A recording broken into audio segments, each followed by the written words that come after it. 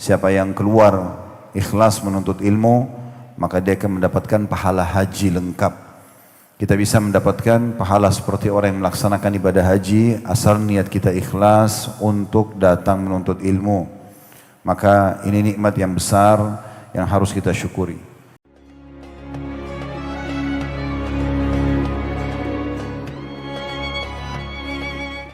Bismillahirrahmanirrahim. Assalamualaikum warahmatullahi wabarakatuh.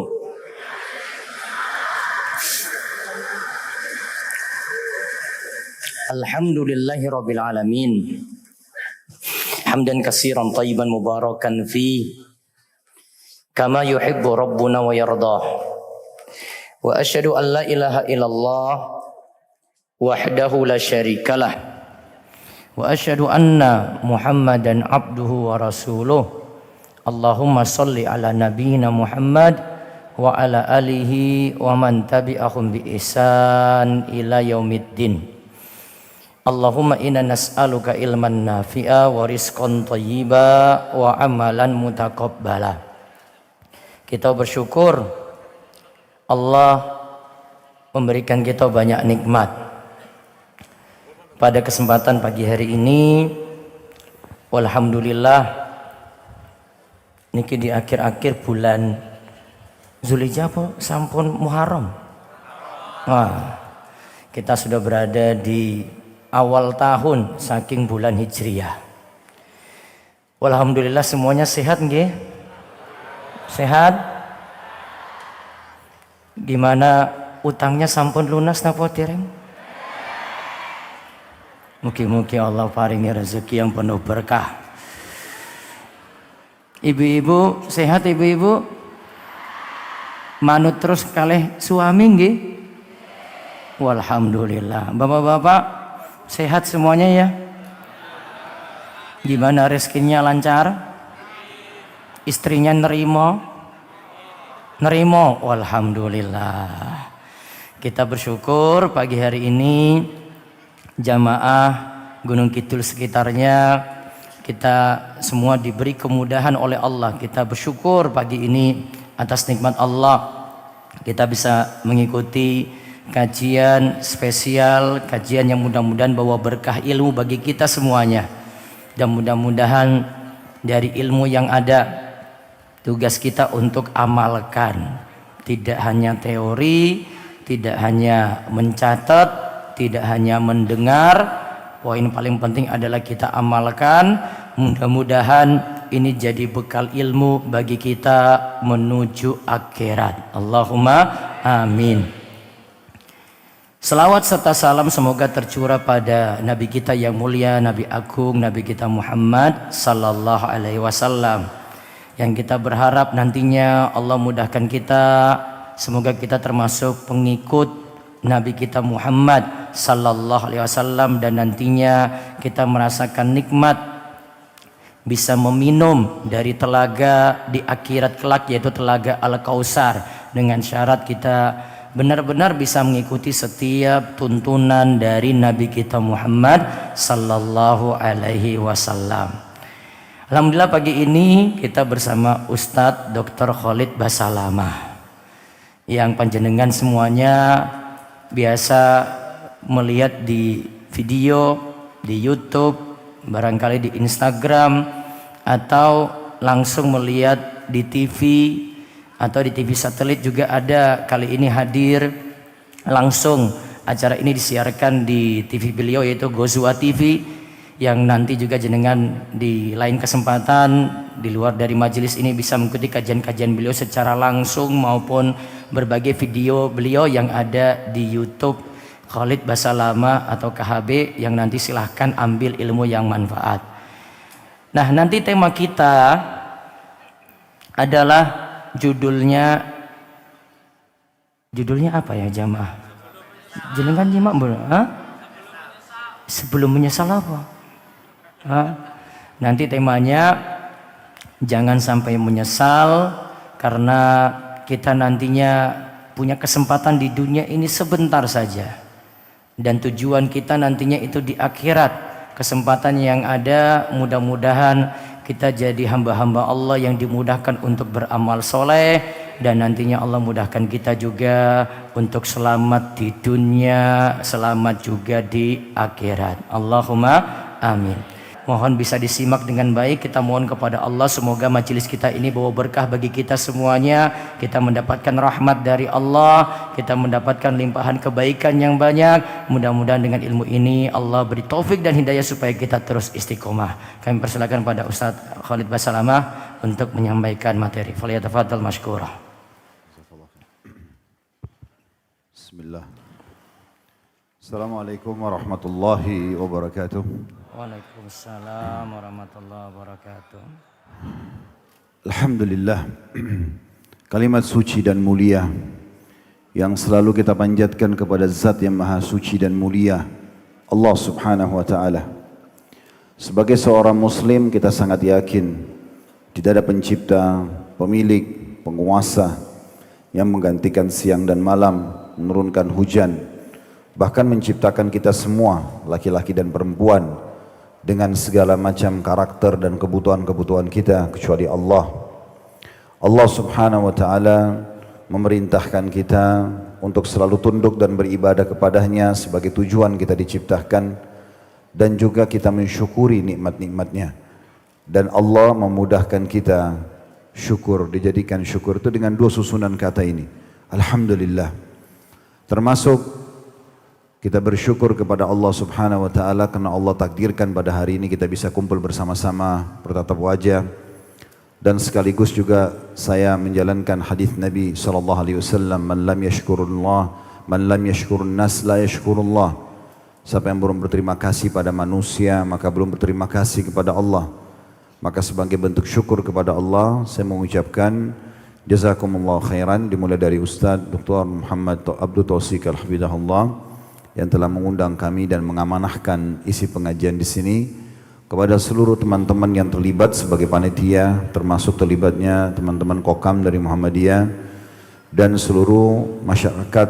Mungkin juga ada tokoh-tokoh masyarakat di sini yang tidak sempat kami itu belum bisa kami sebutkan namanya satu persatu. Seluruh jemaah yang sudah meninggalkan mungkin aktivitasnya untuk datang bersama-sama berkumpul di sini. Semua itu kita tujuannya satu, yaitu bagaimana kita mendapat ridha Allah Subhanahu wa Ta'ala, mempelajari agamanya, dan ini nikmat yang sangat besar. Majlis ilmu seperti ini adalah majlis yang paling mulia di muka bumi, dihadiri oleh para malaikat, diturunkan rahmat Allah Subhanahu wa Ta'ala. Semua hati akan tunduk dan juga fikiran akan merenung apa yang telah Allah firmankan dalam kitabnya, apa yang telah disampaikan oleh utusannya Nabi Muhammad SAW. Semua ini adalah majlis yang penuh dengan berkah. Ikhlaskan niat kita Bapak Ibu sekalian, karena dalam sebuah hadis disebutkan siapa yang keluar ikhlas menuntut ilmu, maka dia akan mendapatkan pahala haji lengkap. Kita bisa mendapatkan pahala seperti orang yang melaksanakan ibadah haji asal niat kita ikhlas untuk datang menuntut ilmu. Maka ini nikmat yang besar yang harus kita syukuri. Selanjutnya kita panjatkan salam hormat kita kepada manusia yang paling pantas untuk dihormati dan diucapkan salam hormat, kiai dan guru semua umat manusia dan secara khusus kaum muslimin, Nabi besar Muhammad sallallahu alaihi wa ala alihi wa sahbihi wasallam. Sebagaimana Allah telah perintahkan kita untuk mengucapkan salam hormat tersebut, dan sebagai balas jasa 23 tahun dari masa hidup beliau dihabiskan semua untuk perjuangan agama ini. 13 tahun di Mekah dengan penuh perjuangan, dihina, dicaci maki, ditolak dakwanya, dan puncaknya diusir dari kampung halamannya Mekah. Dan kita tahu betapa pedihnya orang kalau diusir dari kampung halamannya. Kemudian tentunya ya,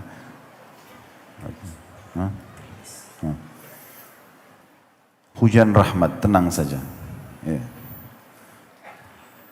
Dan 10 tahun di fase Madinah, semuanya tentunya dengan perjuangan dan kesempurnaan agama, akhirnya kita bisa menikmati agama ini. Bapak Ibu sekalian, sebelum kita mengisi pengajian ini, izinkan kami menyampaikan permohonan maaf dulu. Kami duduk di sini bukan karena mau duduk lebih tinggi daripada Bapak Ibu sekalian, tapi karena disiapkan oleh panitia. Dan saya juga berbicara sini bukan karena saya lebih pintar daripada Bapak Ibu sekalian, tapi kita ingin menjalankan firman Allah Subhanahu wa Ta'ala, Fadzakir fa inna dzikra tanfa'ul mu'minin.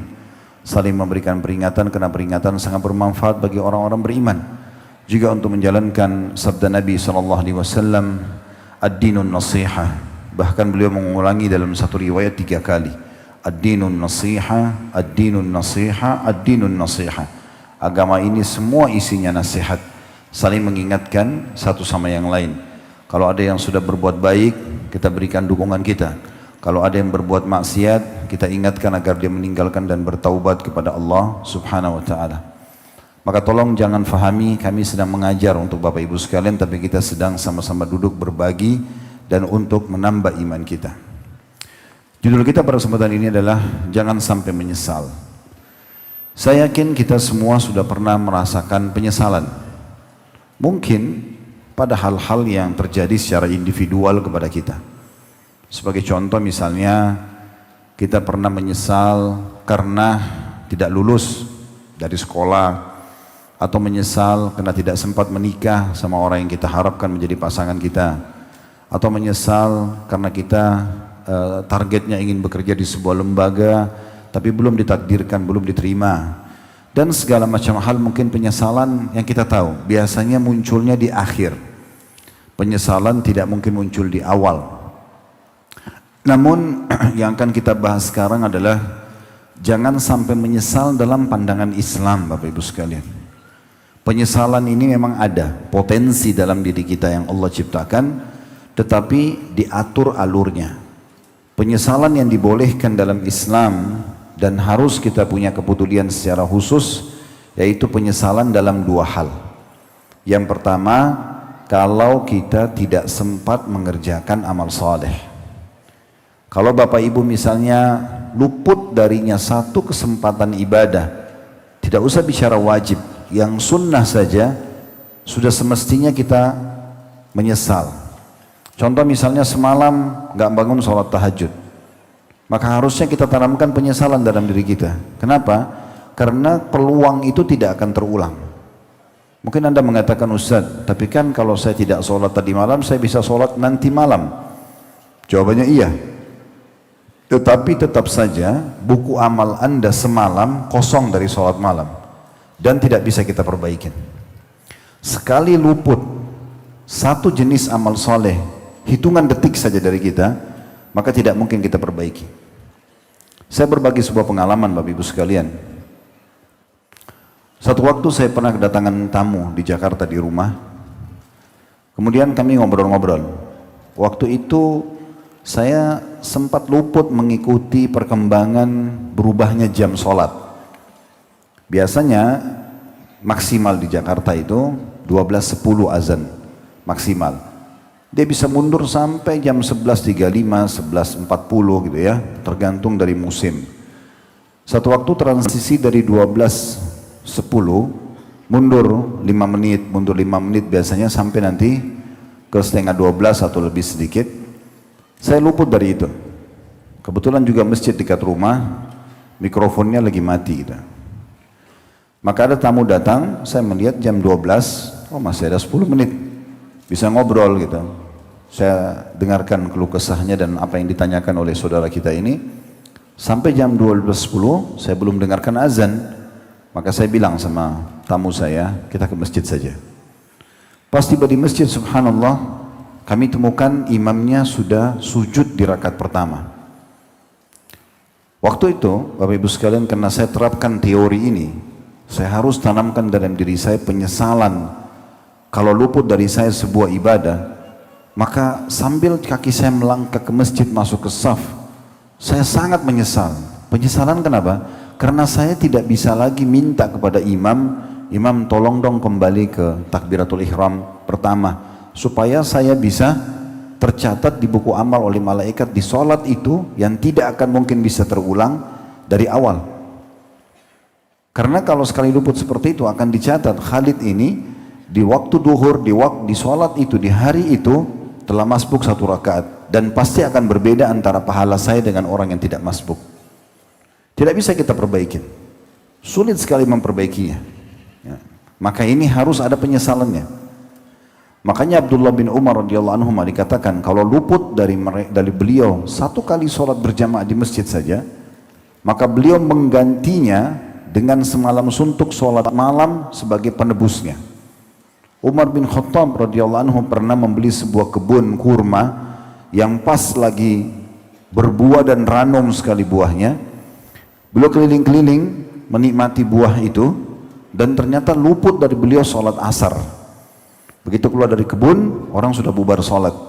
Maka Umar bin Khattab sebagai penebusnya menjual kebunnya dan menyedekahkan semua hasilnya, karena menganggap menjadi penyebab luput daripada satu ibadah. Begitulah mereka menetapkan penyesalannya. Penyesalan bukan berurusan dengan masalah duniawi, tapi penyesalan berhubungan dengan masalah luputnya amal saleh yang nanti akan memberatkan timbangan amal, lolos masuk ke surga. Itu penyesalan yang pertama. Penyesalan yang kedua dalam gambaran syariat adalah penyesalan kalau terjerumus dalam pelanggaran. Kapan seseorang di antara kita dibisikkan oleh syaitan untuk melakukan satu perbuatan pelanggaran, lalu kemudian diikutin sama dia. Dia membuka pintu zina, dia membuka pintu bohong, dia membuka pintu riba, membuka pintu mencuri, membuka pintu berdusta dan segala macam hal. Maka ini harus dia tanamkan dalam dirinya penyesalan, walaupun secara alami Allah sudah berikan potensi itu.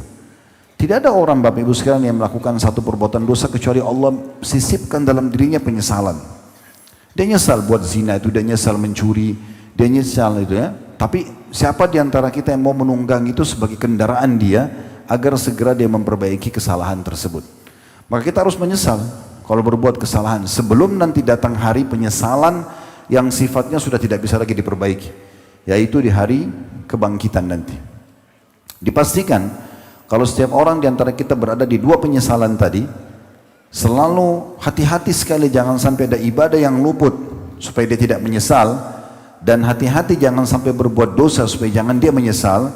Maka dipastikan dengan izin Allah Subhanahu wa taala dia berada di satu rel yang benar, dan dipastikan di dunia akan mendapatkan apa yang telah Allah jaminkan, kebahagiaan karena dia beriman dan beramal saleh, dan juga di akhirat dia akan dapat balasan maksimal.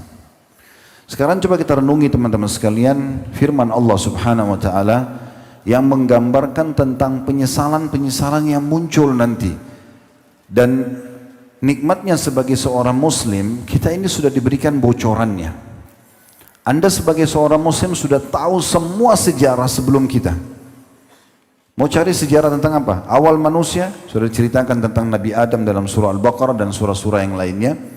Bagaimana diproses-proses penciptanya dari tanah, bagaimana ditiupkan ruh, bagaimana diciptakan juga Hawa istrinya. Lalu berkembang biaklah manusia dari situ. Mau lebih mundur lagi, penciptaan malaikat dari cahaya, penciptaan jin dari api, disampaikan oleh Nabi SAW. Mau mundur lagi, penciptaan alam semesta ini digambarkan bagaimana Allah SWT ciptakan. Bahkan yang awal Allah ciptakan, makhluk pertama Nabi SAW sebutkan adalah sebuah pena, di mana Allah suruh mencatat semuanya takdir. Lalu Allah ciptakan ya, surga dan arsh, kemudian singgasana Allah, kemudian Allah ciptakan surga dan neraka, kemudian penciptaan langit dan bumi yang tadinya jadi satu lalu dipisahkan. Itu semua digambarkan dalam Al-Quran. Kalau Anda mau rentet awal sejarah semuanya, Anda tahu. Sebagai seorang muslim sudah tahu bocorannya walaupun kita tidak hadir dalam penciptaan tersebut. Anda ingin tahu di masa hidup Anda sekarang apa panduan hidup saya? Mana yang boleh saya nikmati dari makanan, minuman, pakaian, pendapatan, misalnya pergaulan? Anda sudah tahu, Islam memandang Anda. Mana yang halal, mana yang haram. Anda mau tahu sesuatu yang sifatnya masa depan, semuanya sudah dipaparkan. Tentang kejadian-kejadian prosesi kematian, tentang kehidupan alam kubur, tentang tanda-tanda hari kiamat, kejadian hari kiamat sampai turun surah Al-Qiyamah, surah Al-Zalzalah, digambarkan bagaimana dahsyatnya kiamat itu, bagaimana hari kebangkitan nanti, dan digambarkan dengan lengkap balasan bagi orang yang patuh selama dunia, surga dari pintu gerbangnya, tanahnya, istanahnya, baju-bajunya, dayang-dayangnya, makanannya, minumannya, semua fasilitasnya rinci. Seperti Anda melihat surga itu sendiri. Dan tempat bagi para pembangkang neraka jahanam digambarkan semua. Siksaan yang paling rendah sampai yang paling berat. Masa depan semua tergambarkan. Kita sudah diberikan bocorannya. Tidak semua manusia mengetahui masalah ini.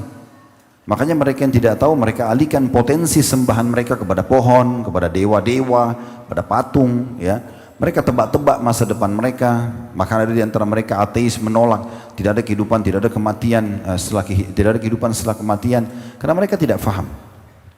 Salah satu bocoran yang paling menarik adalah penyesalan yang terjadi nanti di hari kebangkitan di akhirat, karena selama di dunia mereka tidak beriman.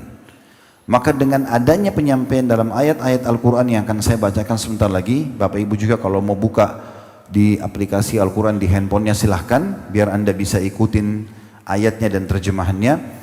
Maka Anda bisa lihat bagaimana Allah sudah paparkan kepada kita. Bahkan ayat-ayat ini turun 1400 tahun sekian yang lalu, bukan ayat yang baru.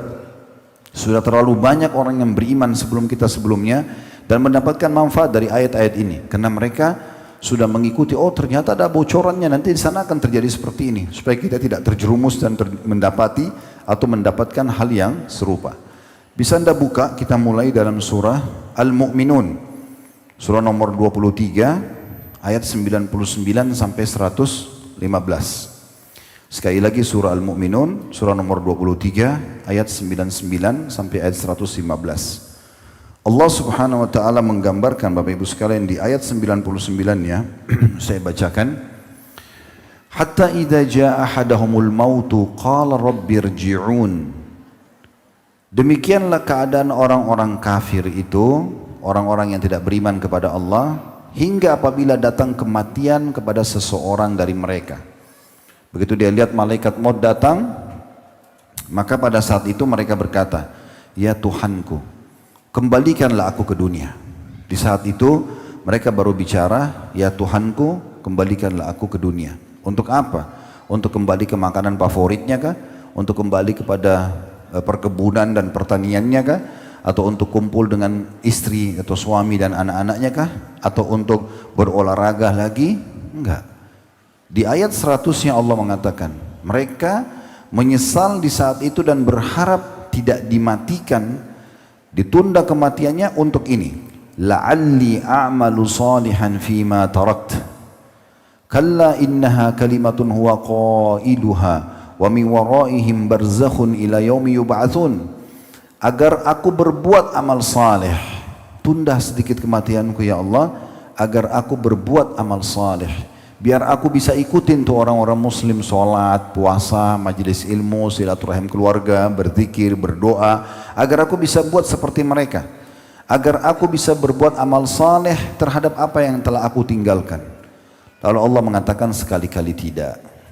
Sudah datang ajalmu, sudah tidak mungkin. Sesungguhnya itu adalah perkataan yang hanya diucapkan saja.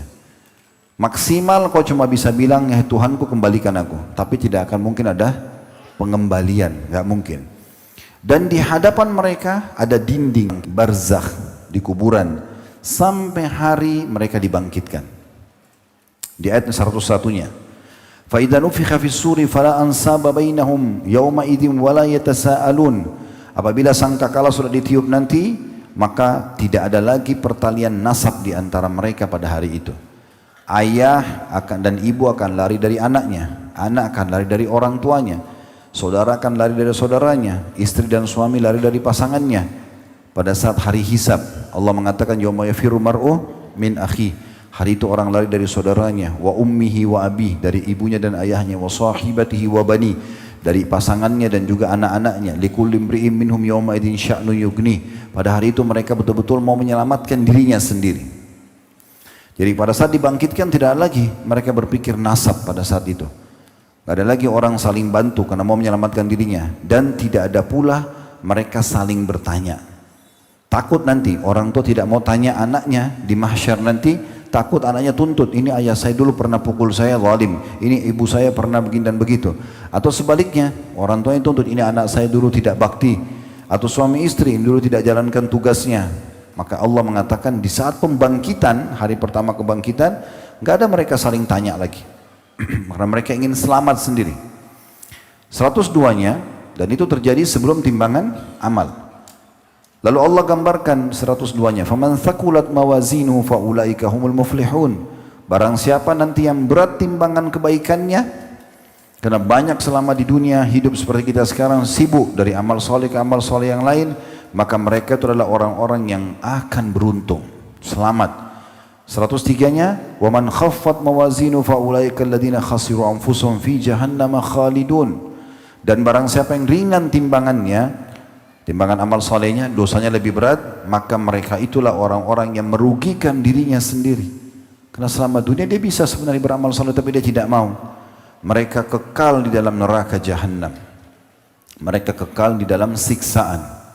Di sini digambarkan siksaannya seperti apa. Di antara salah satu substansial cabang daripada siksaan di neraka di 104. Talfahu ujuhahumun nar wa hum fiha kalihun. Maka di neraka nanti ya, mereka akan dibakar dan mereka di neraka itu dalam keadaan cacat. Dalam keadaan cacat. Ada sebuah hadis Nabi SAW yang menggambarkan tentang bagaimana yang dimaksud dengan cacat di sini. Di dalam sebuah hadis Nabi SAW mengatakan, sesungguhnya mereka akan dilahap oleh api neraka itu.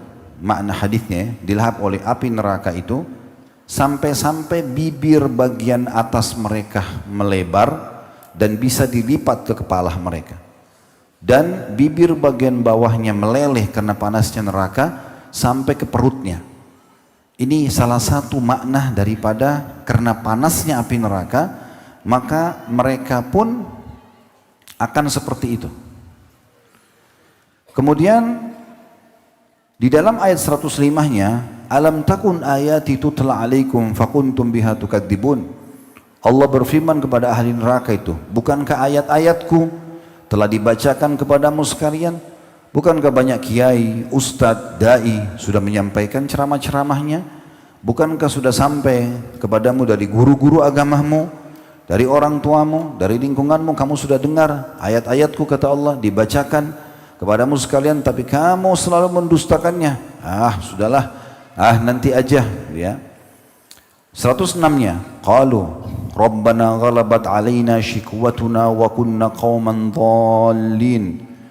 Lalu mereka berkata di neraka, wa na'udzubillah, wahai Tuhan kami telah dikuasai oleh kejahatan kami. Kami akui sekarang kami memang melakukan kesalahan dulu, tapi waktu itu hawa nafsu kami mengalahkan kami. Kami lebih cenderung untuk tidak sholat, untuk mengganggu orang, untuk durhaka sama orang tua, untuk mencuri dan segala macam. Lalu mereka mengatakan, ya Tuhan kami telah dikuasai oleh kejahatan kami dan adalah kami orang-orang yang sesat. Kami akui itu kesalahan. 107-nya, Rabbana akhrijna minha fa in udna fa inna zalimun. Ya Tuhan kami, keluarkan kami dari neraka ini dan kembalikan kami ke dunia. Maka jika kami masih kembali juga pada kekafiran dan pembangkangan kami, sungguh kami termasuk orang zalim. Sudah 2 kali mereka minta. Pada saat malaikat maut datang tadi, mereka minta untuk ditunda kematian, tapi Allah tolak. Sekarang masuk neraka, Allah masukkan neraka, mereka minta lagi, wahai Tuhan kami, tolong kembalikan kami ke dunia. Kami betul-betul berjanji akan menjadi orang baik, jadi orang soleh dan salihah. Lalu Allah berfirman begini di 108-nya, qala khsa'u fiha wa la tukallimun. Allah mengatakan, tinggallah dengan hina di dalam neraka itu dan jangan pernah kamu berbicara dengan aku. Allah menolak untuk negosiasi sama mereka. Teman-teman sekalian, ada sebuah hadis yang sangat agung yang harus menjadi bahan perhatian khusus ya kepada kita atau bagi kita semuanya tentang tafsir ya daripada ayat ini. Tafsir ayat ini disebutkan sebuah riwayat bahwasanya Nabi SAW bersabda dari hadis Abdullah bin Amr radhiyallahu anhuma, ahli neraka itu memanggil malaikat. Ahli neraka memanggil malaikat. Seraya mereka mengatakan, tolonglah kami, mintalah kepada Allah agar meringankan siksa buat kami. Namun malaikat dalam riwayat ini dikatakan tidak menjawab mereka selama 40 tahun. Tidak menjawab mereka 40 tahun. Setelah 40 tahun itu pun para malaikat mengatakan sesungguhnya kalian pasti tetap akan menetap selama-lamanya di sana. Lalu mereka memohon kepada Rabb Allah subhanahu wa ta'ala yang kita tahu sifatnya maha pengasih, maha penyayang. Ahli neraka ngerengek-ngerengek minta. Mereka mengatakan Rabbana akhrijna minha fa'in udna fa'inna zalimun.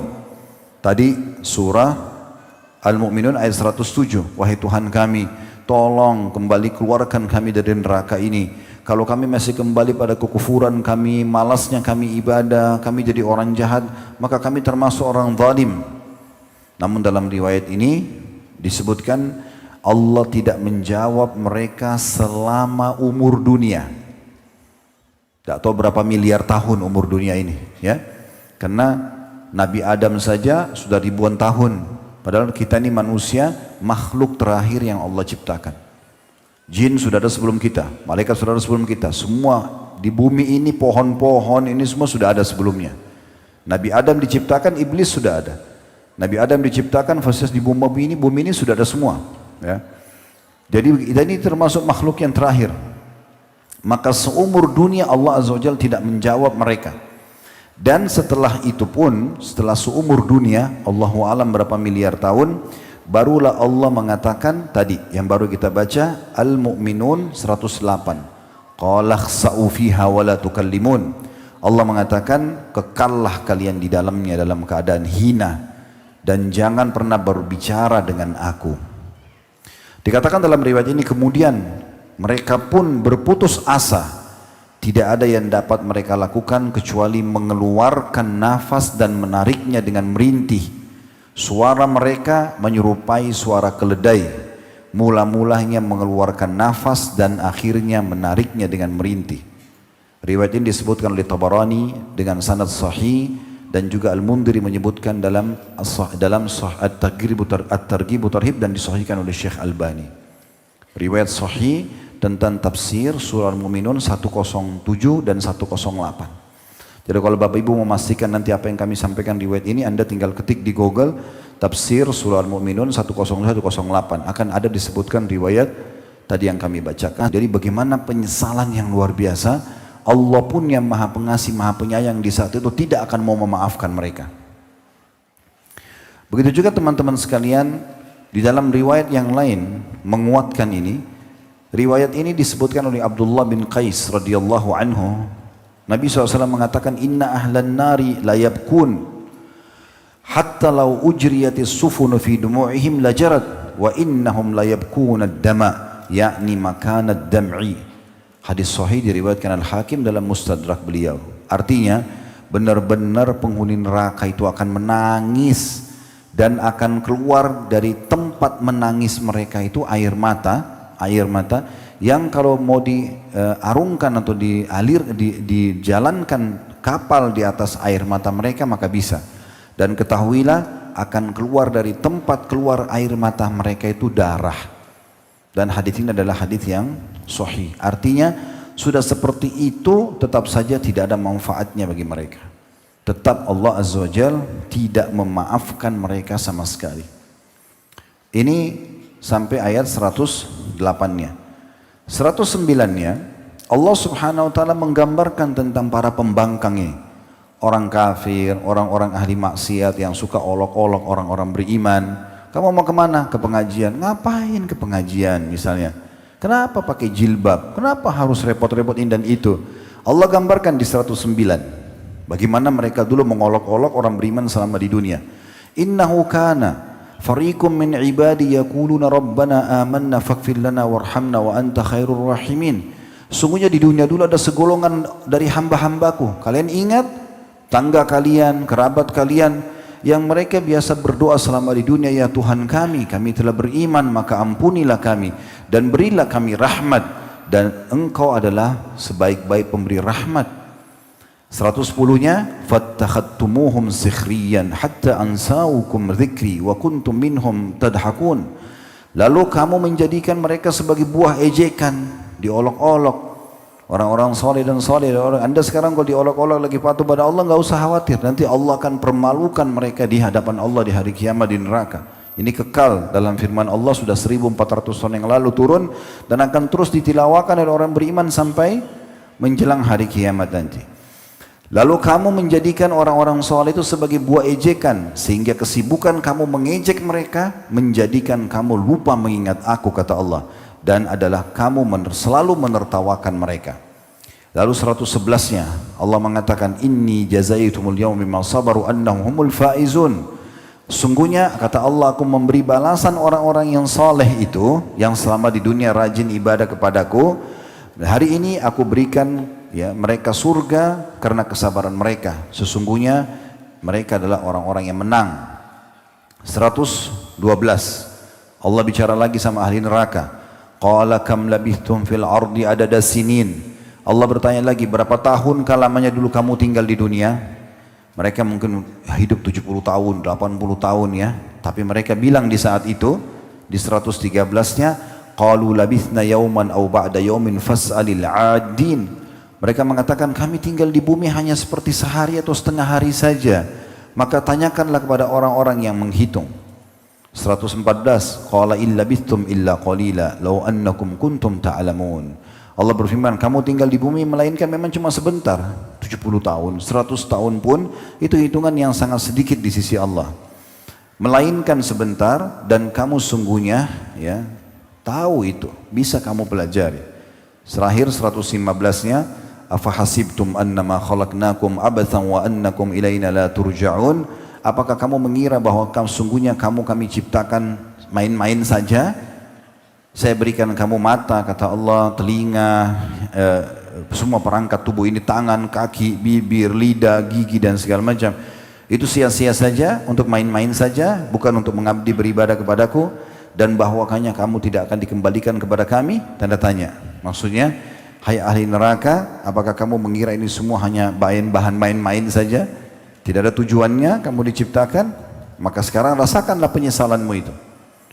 Jadi teman-teman sekalian, beranjak daripada ayat ini, kita bisa lihat bagaimana dahsyatnya pada hari kiamat nanti Allah subhanahu wa ta'ala memberikan kita bocorannya tentang penyesalan orang-orang yang nanti masuk ke neraka. Begitu juga teman-teman sekalian, Allah subhanahu wa ta'ala mengingatkan dalam firman yang lain. Cukup banyak ya firman Allah subhanahu wa ta'ala yang berbicara tentang masalah ini. Di antaranya yang Allah subhanahu wa ta'ala sebutkan dalam surah Zalzalah yang tidak asing buat kita, surah nomor 99 ayat 7 dan ayat 8, فَمَنْ يَعْمَلْ مِثْقَالَ ذَرَّةٍ خَيْرًا يَرَهُ. Siapa yang berbuat seperti biji sawi dari kebaikan. Bapak ibu senyum dengan muslim, tadi duduk di sini misalnya, bapak mempersilakan dan ibu saudaranya untuk duduk, atau anda tadi diminta tertib, anda tertib, hal-hal yang kecil gitu ya. Atau mungkin anda berbagi sebagian masakan anda kepada tetangga, atau hasil panen di perkebunan anda misalnya, mungkin bagian itu kecil, tapi semua sekecil biji sawi pun akan diperlihatkan dan diberikan balasannya. Wa may ya'mal mithqala dzarratin syarran yarah.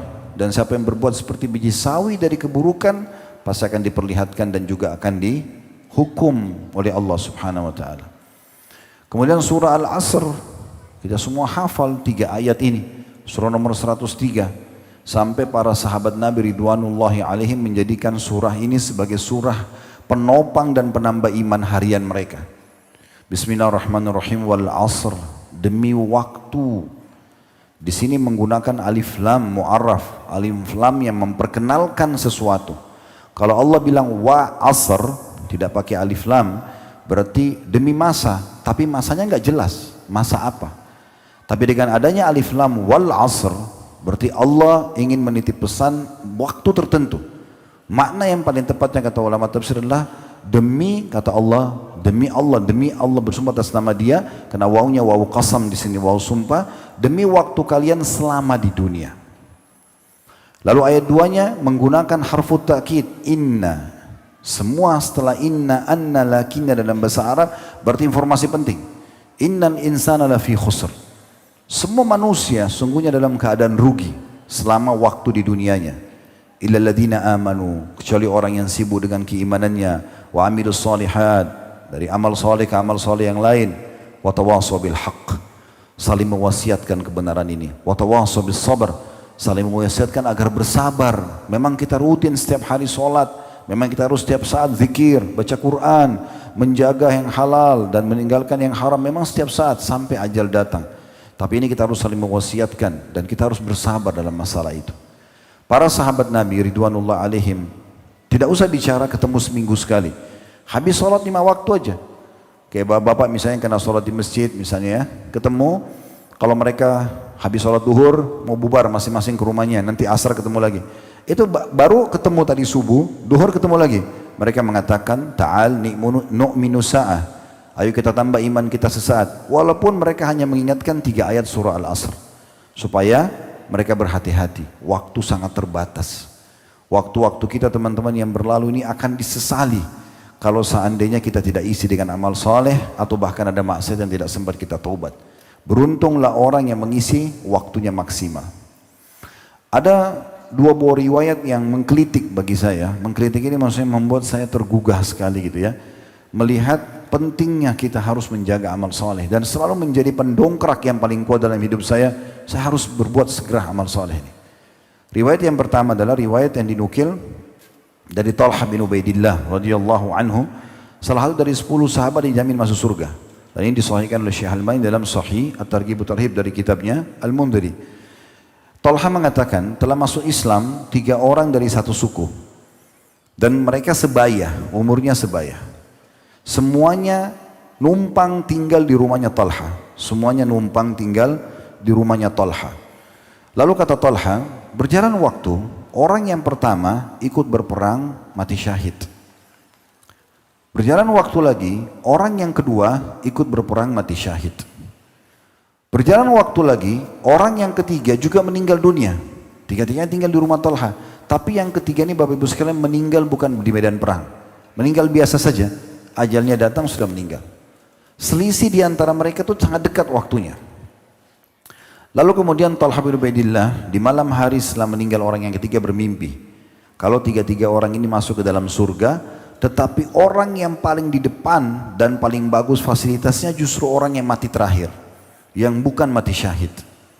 Maka dia bingung, dia pun datang kepada Nabi SAW sambil mengatakan, ya Rasulullah, itu 3 orang yang masuk Islam yang kemarin mati, saya bermimpi begini, bagaimana takwilnya?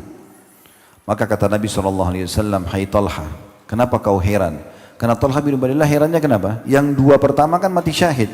Di otaknya beliau, mati syahid pasti lebih baik gitu. Kok bisa yang mati terakhir di atas ranjang ini bukan mati medan perang, lebih tinggi derajatnya di surga?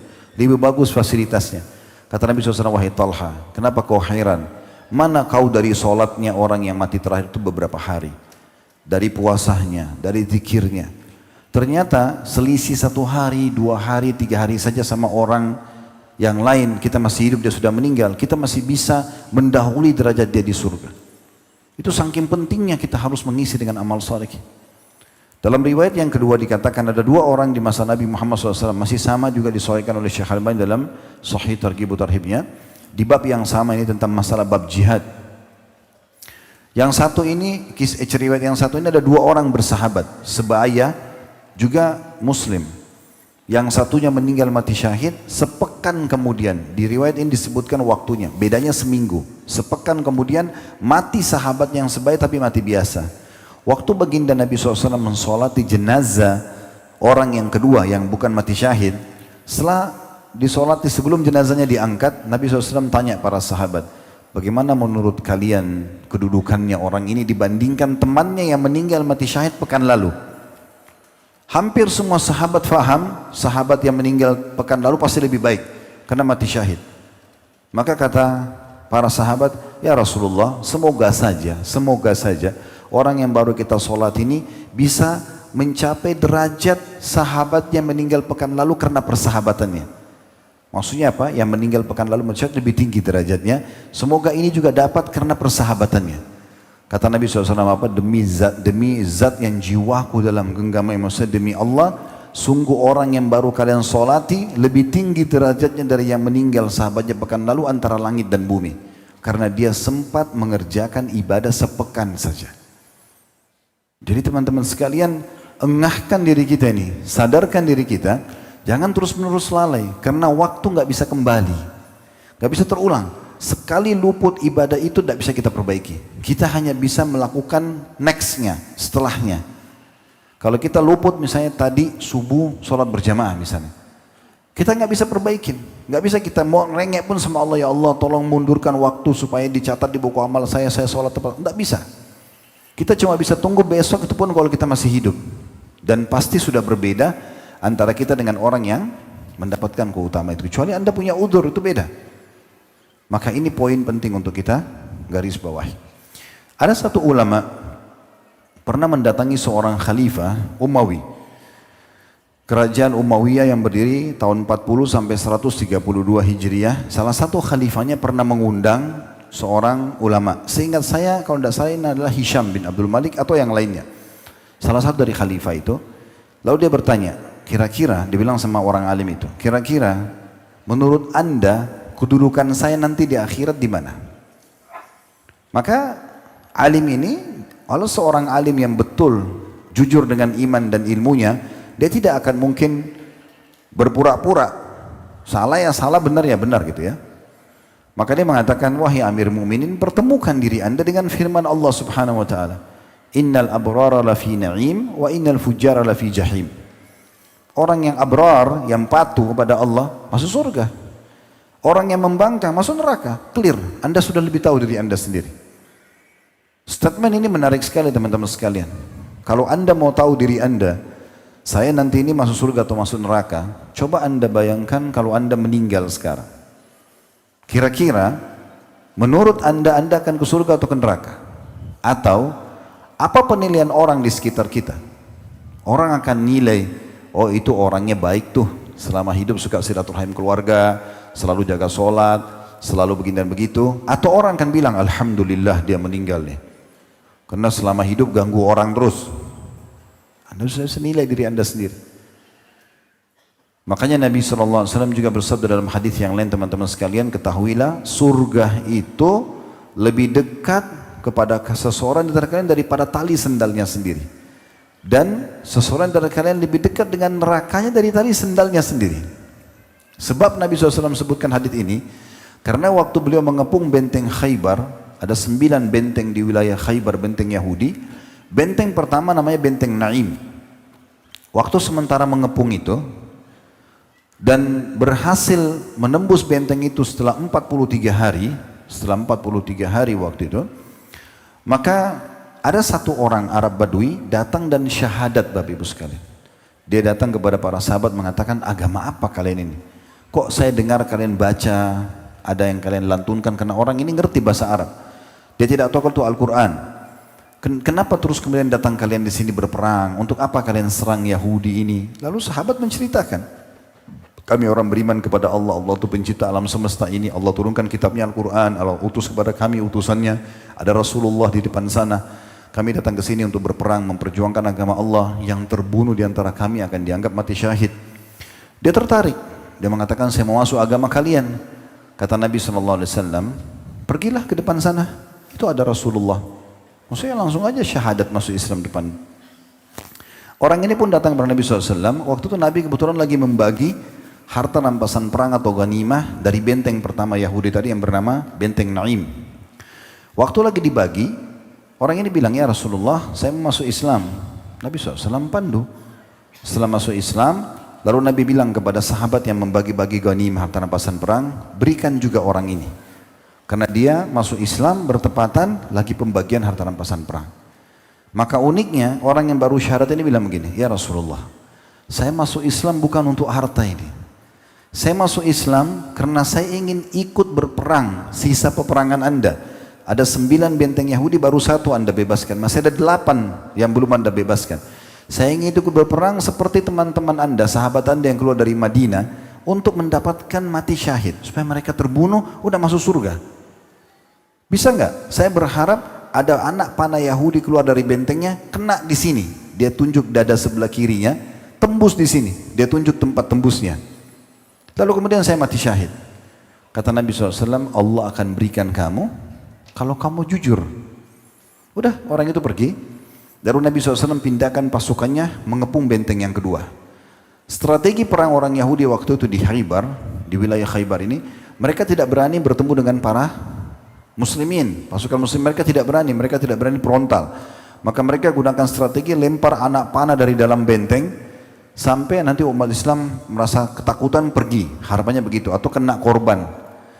Kalau umat Islam terdesak, mereka buka pintu gerbang, mereka serang, lalu mereka kembali lagi. Nah seperti itu strateginya. Makanya orang Arab Badui yang masuk Islam ini, di dalam riwayat ini tidak disebutkan nama beliau, dia berkata, ya Rasulullah, saya berharap anak panah Yahudi. Dia tahu Yahudi ini nyerang dari dalam benteng pakai anak panah. Kena di sini, selalu tembus di sini. Dan saya mati syahid.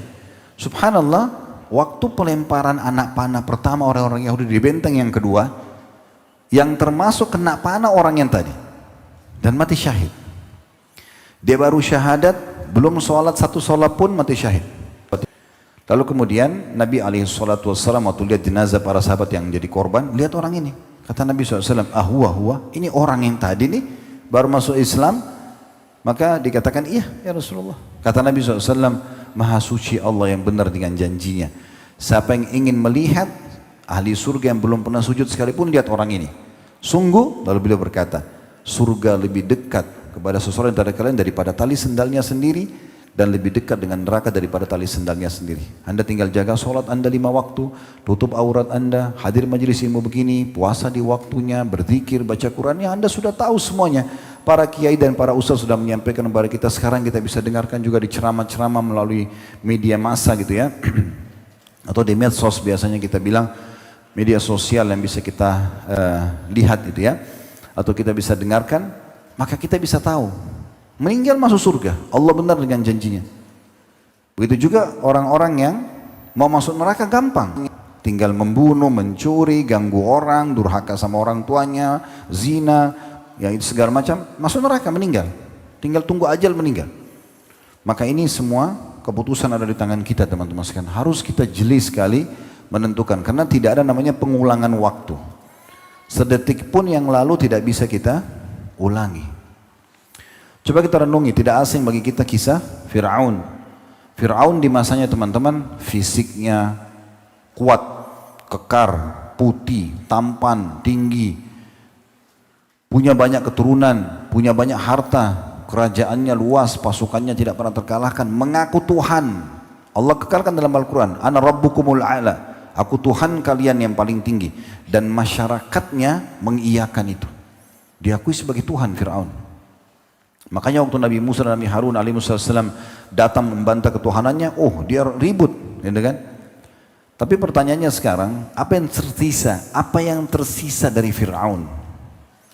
Tersisa muminya, jasadnya.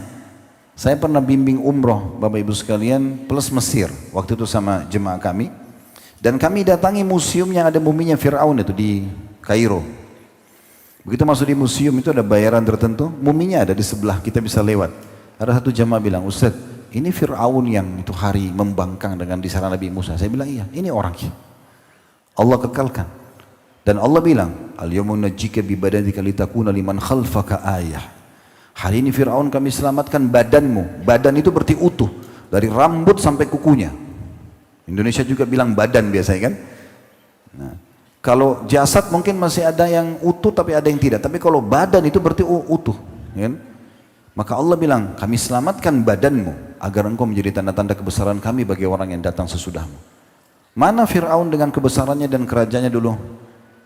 Di museum itu kita bisa lihat kereta kencananya, kita bisa lihat ranjangnya, kita bisa lihat tempat makannya. Tapi tinggal kenangan. Nggak ada lagi. Sebaliknya, Musa dan Harun alaihissalam, mereka waktu itu dibangkangi oleh Fir'aun, diserang, tapi Allah selamatkan. Dan sampai hari ini namanya Musa dan Harun harum. Yang lebih dekat daripada itu, setelah itu juga ada Qarun. Biasa kita dengar di Indonesia harta karun ya. Nah, harta karun itu sebenarnya diambil dari namanya Qarun. Qarun itu pengikutnya Nabi Musa yang kaya raya. Dulunya orang miskin, lalu dia minta kepada Nabi Musa agar didoakan menjadi kaya, Allah bukakan pintu kekayaan. Begitu jadi kaya sombong, gak mau bayar zakat, membangkang dengan risalah Nabi Musa alaihissalam, bahkan konspirasi dengan Fir'aun untuk membunuh Nabi Musa, gitu kan? Allah tenggelamkan dia dengan hartanya semua. Makanya semua harta yang tertimbun dibilang harta karun, ya. Dan memang Allah sudah kekalkan dan diwahyukan kepada Nabi Musa, tidak akan pernah ada yang bisa menemukan hartanya lagi. Kuasa Allah ditutup, ya, oleh Allah SWT.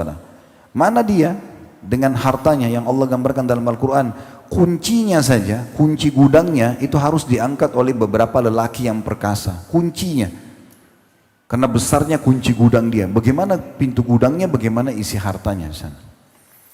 Mana teman-teman sekalian yang lebih dekat daripada itu? Abu Jahal, Abu Lahab. Pernah dengar nama-nama ini kan? Ini tokoh-tokoh Quraisy di Mekah. Anda kalau baca sejarah-sejarah syair-syair menggambarkan mereka, mereka itu tampan-tampan, mereka kulitnya putih, mereka punya kedudukan, mereka punya harta, punya keturunan. Mana sekarang Abu Lahab sama Abu Jahal? Abu Jahal meninggal dalam kondisi terhina di perang Badr, gitu kan? Kemudian juga Abu Lahab, pamannya Nabi, tidak ikut perang Badar, tapi waktu dia meninggal dalam kondisi kepalanya sempat luka karena dipukul oleh Ummu Fadl. Ummu Fadl ini istrinya Abbas, paman Nabi. Dipukul karena waktu itu dia mengucapkan kata-kata yang kurang baik di satu majelis Quraisy, dipukul lalu dia luka, lalu badannya membusuk meninggal. Sampai waktu meninggal tidak ada orang kerabatnya mau mendekati jenazahnya. Jadi Abu Lahab itu dikuburkan dalam buku-buku sejarah dikatakan sambil dirajam dengan batu. Anak-anaknya pun melempari batu sampai gundukan batu tidak bisa dikuburkan karena badannya busuk. Itu akhir kehidupannya. Rumahnya hilang, kedudukannya sudah tidak dikenang, padahal waktu itu luar biasa terkenalnya. Umayyah bin Khalaf, majikannya Bilal yang taruh batu di dadanya Bilal, itu tokoh orang kaya di Mekah, terkenal sekali, gitu kan?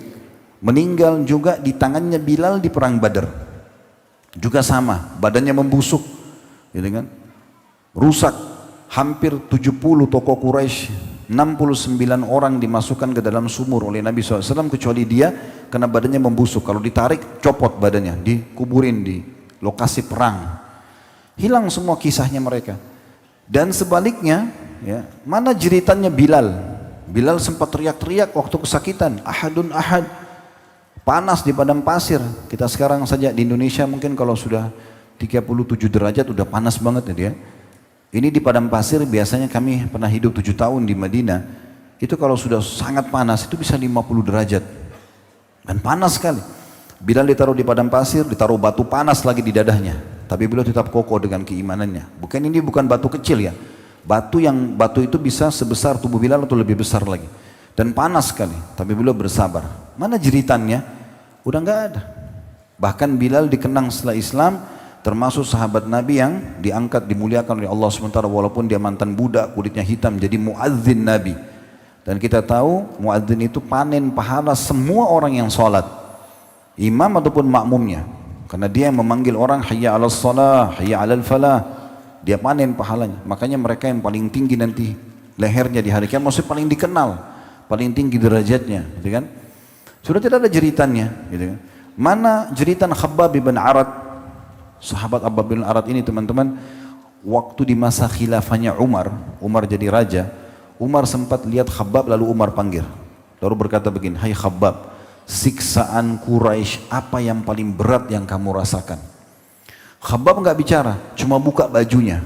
Ternyata di belakangnya Khabbab itu, ini kalau tulang belakang kita Bapak Ibu sekalian, di sebelah tulangnya itu ada bolong yang sangat dalam dari atas sampai ke tulang ekornya, berwarna hitam kemerah-merahan. Begitu lihat Umar menangis, belum tahu apa yang terjadi. Umar sudah nangis, lalu Umar berkata, "Apa yang mereka lakukan padamu hai Khabbab?" Beliau mengatakan, "Ya Amirul Mukminin, mereka membuka pakaianku, mereka menaruh batu-batu yang panas dan tajam di padang pasir, lalu mereka menyeret tubuhku di atas batu tersebut." Lalu Khabbab bin Arad datang ke Nabi SAW depan Ka'bah, "Ya Rasulullah, lihat nih, darah semuanya. Mohonlah kepada Allah agar kita diberikan kemenangan." Kata Nabi SAW, "Kalian adalah kaum yang tergesa-gesa. Umat sebelum kalian, mereka bersabar dengan iman mereka. Ditanam di tanah sampai di lehernya, dibelah dua kepalanya, mereka tidak meninggalkan agamanya. Demi Allah, agama ini akan menyebar ya sampai nanti seseorang jalan dari Hadramaut ke Sana'a 600 km tanpa ada lagi rasa khawatir." Nah, ini menandakan memang teman-teman sekalian ada penyiksaan, tapi mana jeritan Khabbab? Sudah nggak ada. Semua itu berlalu, ujian-ujian pun itu berlalu. Mungkin kita juga pernah dengar bagaimana Hamzah radhiyallahu anhu terbunuh di perang Uhud. Setelah terbunuh, dibunuh oleh Wahsy, ditombak gitu ya. Kemudian datang Hindun. Hindun ini istrinya Abu Sufyan. Walaupun nanti Wahsy dan Hindun masuk Islam di pembebasan kota Mekah. Tapi waktu itu Hindun jengkel karena ayahnya, kakaknya itu terbunuh di Badar, termasuk ada campur tangan Hamzah. Maka dia melihat jenazahnya, dia panggil Wahsy. Wahsy, cabut tongkatmu ini, tombakmu ini, belah dadanya Hamzah. Saya ingin memakan jantungnya. Maka disobek dadahnya, berusaha dicabut jantungnya, hidungnya dimutilasi berdarah. Kata Umar radhiyallahu anhu, saya belum pernah melihat Nabi SAW menangis seperti sedihnya waktu lewat jenazah pamannya Hamzah. Tapi waktu itu tiba-tiba Nabi SAW berhenti dari tangisannya dan mengatakan, sungguh aku diperlihatkan oleh Allah Hamzah bertelekan di dipan-dipannya di surga, dan dia adalah Sayyidus Syuhada, pimpinan para syuhada. Sudah nggak ada jeritan Hamzah mengatakan, aduh hidung saya sakit, aduh dada saya sakit, nggak ada. Itu hanya sebentar. Orang yang meninggal merasakan satu saja, sakaratil maut, proses pencabutan ruh. Orang beriman akan mudah keluar ruhnya seperti air dari mulut kendi, orang kafir akan sulit, selesai. Begitu saja. Jadi orang yang ditabrak kereta api kepalanya hancur, orang yang meledak di atas pesawat, gak ditemukan potongan badannya, orang yang tenggelam di lautan dicabit-cabit ikan, sama orang yang mati di atas ranjang, dalam pandangan Islam sama saja, tinggal dia beriman atau dia kafir. Beriman akan mudah ruhnya keluar, orang kafir akan sulit keluar dan disiksa oleh para malaikat. Maka itu prosesnya. Mereka tidak bilang lagi, aduh kepala saya sakit ditabrak kereta api, aduh badan saya panas kena apinya meledakan pesawat, aduh badan saya sakit cabit-cabit ikan, gak ada lagi. Kita sudah diberikan semua bocoran itu. Jadi semuanya sirna teman-teman sekalian, ya. Dan semua yang tertinggal hanya pahala yang akan didapatkan kalau dia orang-orang beriman, dan penyesalan abadi kalau dia orang-orang kafir. Nabi SAW mengingatkan kita agar segera sebelum menyesal, segera kejar surganya Allah, segera raih derajat-derajat yang tinggi di sana, karena antara kita dengan surga hanya kematian. Segera selamatkan diri dari api neraka, karena antara kita dengan neraka cuma kematian. Beliau mengatakan dalam hadis riwayat Tirmidzi dan disesuaikan oleh Syekh Albani, man khafa adlaj wa man adlaja balagal manzil, ala inna sil'atallahi ghaliyah, ala inna sil'atallahi jannah. Siapa yang bersegera dengar ceramah begini, oh iya ya, saya harus segera amal saleh, segera dia amalkan. Man adlaj, siapa yang berjalan cepat, di sini maknanya di malam hari, maka balagal manzil, dia akan sampai ke tujuannya, dia akan sampai ke surganya nanti. Dan ketahuilah, balasan Allah itu, barang dagangan Allah yang Allah berikan dari hasil kepatuhan kita sangat mahal. Dan ketahuilah, barang Allah itu atau balasannya adalah surga. Surga teman-teman digambarkan luasnya seluas langit dan bumi. Kalau anda diberikan di Gunung Kidul ini sebuah rumah, anggaplah yang paling besar di sini berapa luasnya, anda diberikan itu, anda saya yakin sudah sangat bangga. Apalagi dengan segala macam fasilitasnya. Bagaimana kalau anda diberikan di kota yang lebih besar dari itu misalnya? Bagaimana kalau anda diberikan di ibu kota di Jakarta misalnya? Saya yakin anda pasti lebih senang. Ini dapat istana di surga. Ini bukan main-main ini. Surga itu luasnya seluas langit dan bumi. Dan sebuah riwayat sahih dikatakan akan didatangkan nanti pada hari kiamat orang yang paling menderita di dunia. Anggaplah maaf dari lahir susah hidupnya sampai meninggal susah, tapi beriman. Sholat, puasa, patuh sama Allah. Dia bersyukur dengan apa walaupun pas-pasan, meninggal. Susah hidupnya, didatangkan di hari kiamat, dicelupkan satu celupan di surga, dikeluarkan. Lalu ditanya, cuma celupan, belum tinggal, dimasukkan lalu dikeluarkan. Ditanya, kamu pernah menderita selama ini? Pernah kau rasakan kesusahan tidak selama ini? Dia mengatakan, demi Allah tidak pernah. Sebaliknya, akan didatangkan hari kiamat, lanjutan hadisnya kata Nabi SAW, orang yang paling besar nikmatnya Allah pada dia di dunia tapi orang kafir. Misalnya dia lahir sebagai anak raja di kerajaan, di istana, kemudian dia meninggal juga sebagai raja tapi dalam kondisi kafir. Didatangkan hari kiamat, dicelupkan satu celupkan di neraka, dikeluarkan. Lalu ditanya, pernah nggak kamu rasakan nikmat selama ini? Kamu pernah bahagia nggak selama ini? Dia mengatakan, demi Allah tidak pernah.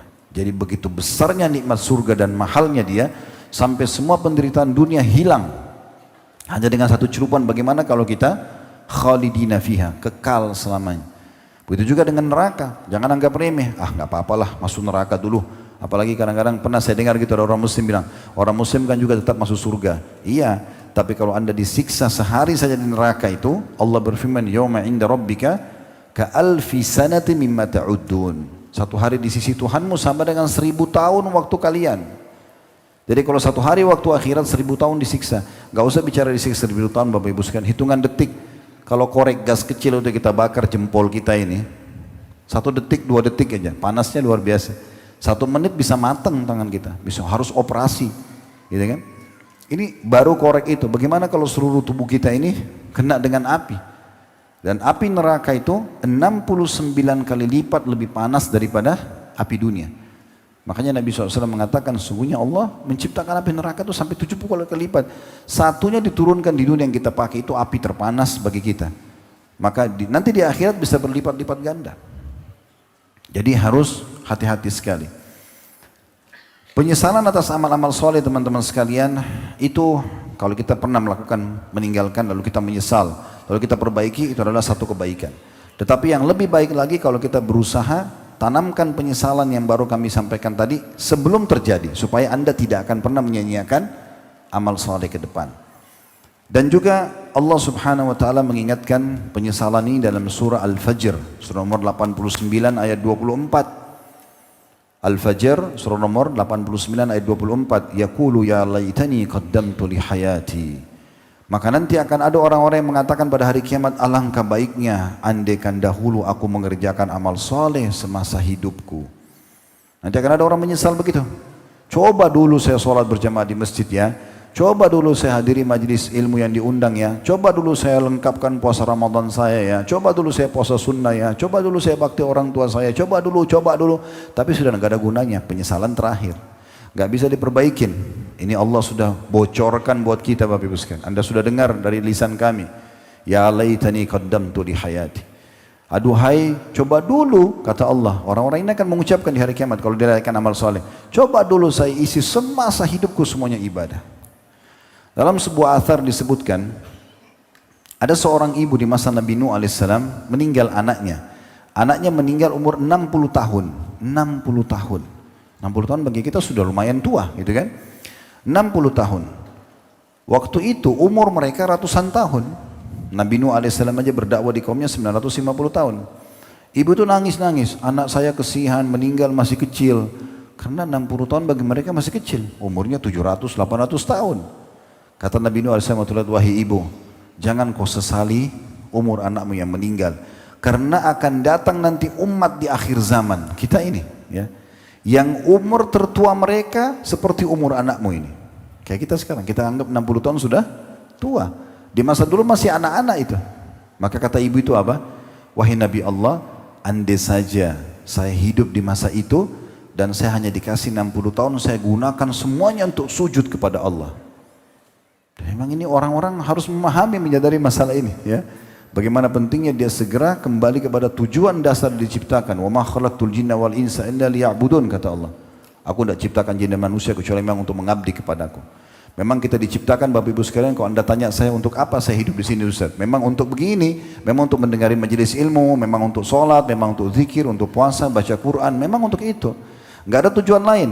Makan, minum, tidur, mandi, ini pernak-pernik kehidupan. Bukan tujuannya. Jangan dibalik ya. Jangan dijadikan pernak-pernik kehidupan sebagai tujuan, lalu tujuan utama kita lalaikan. Hanya kena mandi, hanya kena makan, lalu terbengkalai sholatnya. Hanya kena ngobrol sama teman-temannya, terbengkalai majelis ilmunya. Ini sayang sekali. Begitu juga Allah Subhanahu wa taala berfirman dalam surah Al-Ahzab, penyesalan juga orang-orang kafir di neraka nanti. Surah nomor 33 ayat 66. Yauma tuqallabu wujuhum fin nari yaquluna ya laitana ata'na Allah wa ata'na ar-rasul. Pada hari wajah atau muka mereka dibolak-balikan, dipanggang di api neraka. Ini firman Allah. Anda bisa lihat surah Al-Ahzab ayat 66. Mereka selaya berkata waktu dibakar, dibolak-balik di neraka itu, alangkah baiknya jika dulu selama di dunia kami taat kepada Allah dan taat kepada Rasul. Begitu juga disebutkan di dalam surah Al-Haqqah tentang penyesalan ini. Surah nomor 69 ayat 25 sampai 29. Al-Haqqah surah nomor 69 ayat 25 sampai 29. Wa amma man utiya kitabahu bishimalihi fayaqulu ya laitani lam uta kitabiyah. Adapun orang-orang yang akan diberikan kitab amalnya dengan tangan kirinya atau di tangan kirinya, maka dia berkata, alangkah baiknya jika kitabku ini tidak diberikan kepadaku. Karena nanti hari kiamat Bapak Ibu sekalian kita dibangkitkan di mahsyar, dan ini pasti terjadi. Makanya kita selalu baca dalam Al-Fatihah, Malik Yaumiddin, Raja penguasa hari kebangkitan, pembalasan hari kiamat itu akan ada. Rukun iman kita yang kelima, iman kepada hari kiamat, salah satunya hari kebangkitan. Nanti di hari kiamat itu, mau nggak mau, buku amal kita akan datang ke sisi kita. Kalau kita ahli surga, akan datang ke sisi kanan. Kalau kita ahli neraka, akan datang ke sisi kiri. Kita nggak bisa nolak. Makanya orang yang terima bukunya di tangan kiri, dia nggak mau, nggak bisa dipindahin ke tangan kanannya. Itu berarti dia sudah masuk ahli neraka. Makanya yang terima dengan tangan kiri, Allah bongkar di sini. Dalam surah Al-Haqqah ayat 25, adapun orang-orang yang diberikan bukunya pada tangan kirinya, mereka mengatakan, aduh baiknya kalau buku ini belum diberikan kepadaku. Ayat 26-nya, walam adri ma hisabiyah, dan aku tidak tahu hisabku. Kemudian ayat 27-nya, ya laitaha kanatil qadiyah, duhai andai saja kematian yang memisahkan dari kehidupan dunia itu menyelesaikan semuanya. Enggak ada kebangkitan, enggak ada hisab, enggak ada juga hari, enggak ada surga dan neraka gitu. Ayat 28-nya, ma agna anni maliyah, hartaku sama sekali tidak bermanfaat dan bisa menolongku. Ayat 29-nya, halaka anni sultaniyah, dan telah hilang semua kerajaanku. Juga firman Allah Subhanahu wa taala, dan ini teman-teman sekalian ambil pelajaran, karena ayat ini, dua ayat dalam surah Al-Furqan, ayat 28 dan 29 ini turun subhanallah di masa orang yang Allah singgung di ayat ini masih hidup. Turun kepada Uqbah bin Abi Mu'aid. Kalau anda belum kenal nama ini, nggak ada salahnya anda tahu namanya walaupun dia ahli neraka. Uqbah bin Abi Mu'aid ini teman-teman adalah sahabat dekatnya Nabi Muhammad SAW di Mekah. Kenalan baik sama Nabi. Dalam satu riwayat dikatakan sebab turunnya surah Al-Furqan ayat 28 sampai 29. Waktu itu dia mengundang Nabi Muhammad SAW makan di rumahnya. Waktu diundang makan di rumahnya, Nabi SAW berharap supaya Uqbah masuk Islam, karena kalau Uqbah masuk Islam maka dia tokoh Mekah, banyak orang-orang sukunya akan ikut gitu. Maka pada saat itu kata Nabi SAW, wahai Uqbah, saya tidak mau makan sampai kau masuk Islam. Maka Uqbah pun akhirnya syahadat. Maka Nabi SAW makan, tersebarlah berita pada saat itu di Mekah kalau Uqbah masuk Islam. Ada partner bisnisnya, ya, Ubay bin Khalaf, ya. Orang ini tokoh Mekah juga tapi benci sekali dengan Islam. Dia datang kepada Uqbah lalu dia mengatakan, "Hai Uqbah, apa kau telah meninggalkan agama nenek moyangmu dan beriman pada Tuhannya Muhammad?" Maka kata Uqbah, dia bertamu di rumahku dan dia tidak mau makan makanan sampai saya masuk Islam, maka saya masuk Islam. Maka kata Ubay, kalau gitu tinggalkan dia, tinggalkan agamanya. Kalau tidak, putus semua persahabatan kita, putus semua bisnis kita. Investasi saya tarik semuanya. Nggak ada lagi bisnis dengan kamu. Tidak cukup sampai situ, hai Uqbah. Kau harus pergi dekat Ka'bah, nyatakan itu di depan Quraisy dan depan Muhammad dan ludahi mukanya Muhammad. Yang terjadi Uqbah bin Abi Mu'aid lakukan itu teman-teman sekalian. Dia pergi dekat Ka'bah, dia mengatakan, hai Muhammad, sesungguhnya saya kemarin masuk Islam agamamu itu hanya karena terpaksa dan saya sekarang menyatakan keluar, lalu dia meludahi wajah Nabi SAW. Di saat itu Jibril datang membawa dua ayat ini kepada Nabi SAW. Artinya akan disebutkan Uqbah bin Abi Mu'aid masih hidup, tapi penyesalannya itu di akhirat sudah disebutkan di sini. Walaupun kata ulama tafsir ayat ini turun untuk Uqbah, tapi berlaku bagi semua orang yang menolak kebenaran dan mencari teman-teman yang menyesatkan dari jalan yang benar. Di ayat 28-nya bunyinya, ya laitani ya ya wailata laitani lam attakhid fulanan khalila, yang artinya celakaan besar bagiku andai aku dulu tidak menjadikan si dia sebagai sahabatku. Sesungguhnya laqad adallani anidz dzikri ba'da idja'ani, ayat 29-nya, laqad adallani anidz dzikri ba'da idja'ani wa kana asyaitanu lil insani khadzula. Sesungguhnya dia telah menyesatkanku dari Al-Quran setelah datang kepadaku, dan sungguh syaitan adalah pengkhianat yang nyata bagi manusia. Jadi ayat ini tentang penyesalan bagaimana Uqbah tadinya dia beriman mengikuti Nabi Muhammad SAW, sahabatnya lalu berpindah karena sahabat yang kafirnya, dan masih hidup sudah dinyatakan dia akan masuk ke dalam neraka. Begitu juga dalam surah Al-An'am surah nomor 6 ayat 27 Allah menyebutkan penyesalan yang lain. Ya laitana nuraddu wa la nukadziba bi ayati rabbina wa nakuna minal mu'minin. Andai kami diberikan kesempatan kembali ke dunia dan tidak mendustakan ayat-ayat Tuhan kami, serta kami menjadi orang-orang yang beriman. Teman-teman sekalian, ada tanda-tanda Allah Subhanahu wa taala berikan kepada kita kalau hidup kita akan berakhir. Banyak sekali ya, banyak sekali. Allah berfirman, dulu saya bacakan dalam surah Fatir, surah nomor 35 ayat 37. Ini ayat dahsyat sekali mengingatkan kepada kita, sudah banyak tanda-tanda dalam diri kita kalau ajal akan datang. Maka semua orang harus punya persiapan. Surah Fatir, surah nomor 35 ayat 37.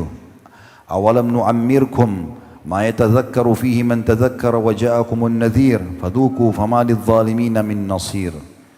Bukankah kami telah memanjangkan umur kalian atau umurmu di waktu yang sudah cukup dan telah datang kepadamu an-nadhir, peringatan-peringatan tentang akan datang ajalmu itu, maka rasakanlah, karena orang-orang zalim tidak akan mendapatkan pertolongan, tidak akan mendapatkan pertolongan.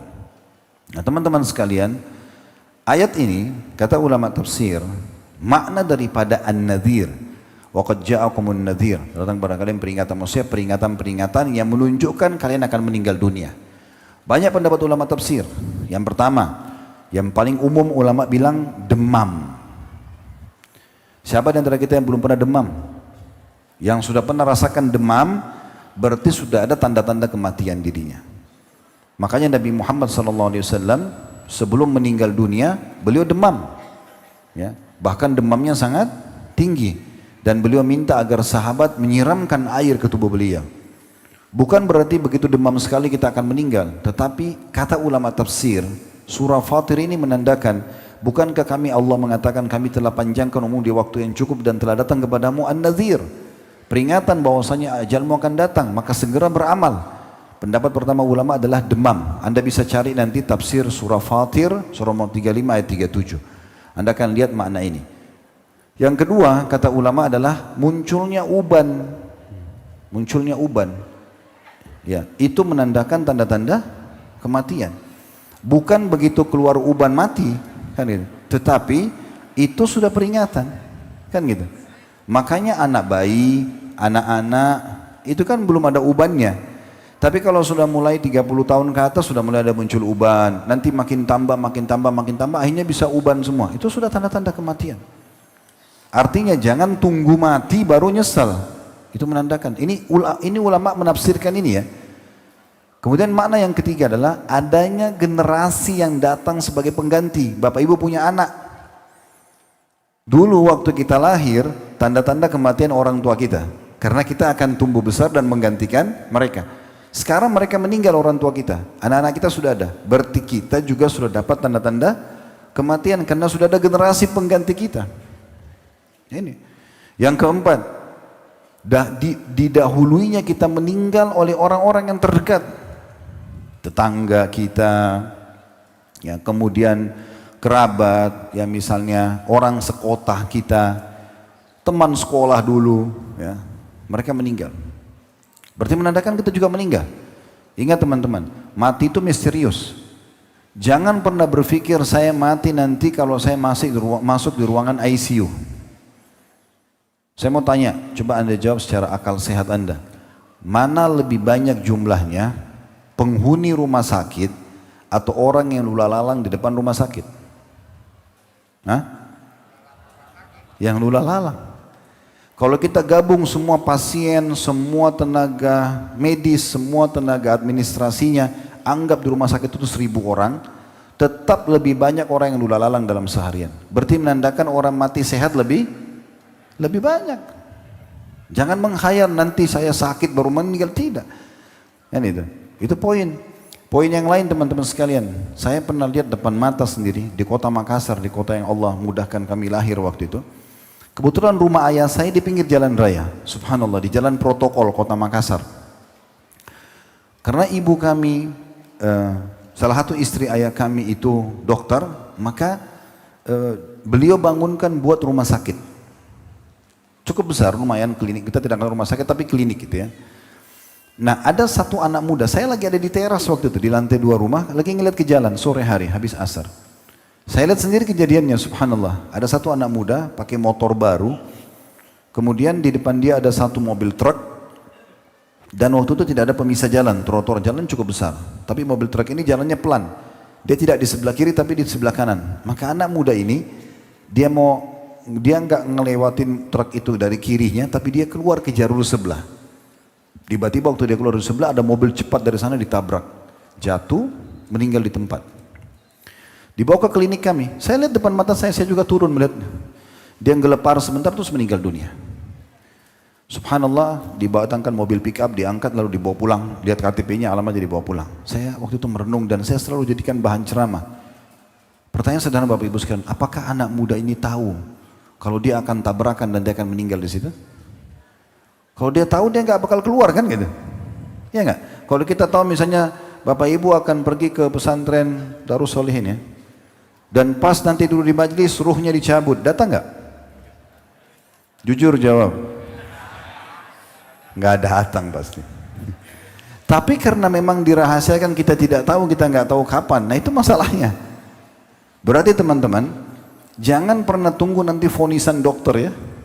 Kalau seandainya ada dokter bicara gini kepada anda, maaf Bapak Ibu sekalian, penyakit yang anda hidap sekarang ini, yang ada pada anda ini, ya menurut medis tinggal 2 jam lagi. Habis itu sudah nggak bisa hidup, 2 jam lagi.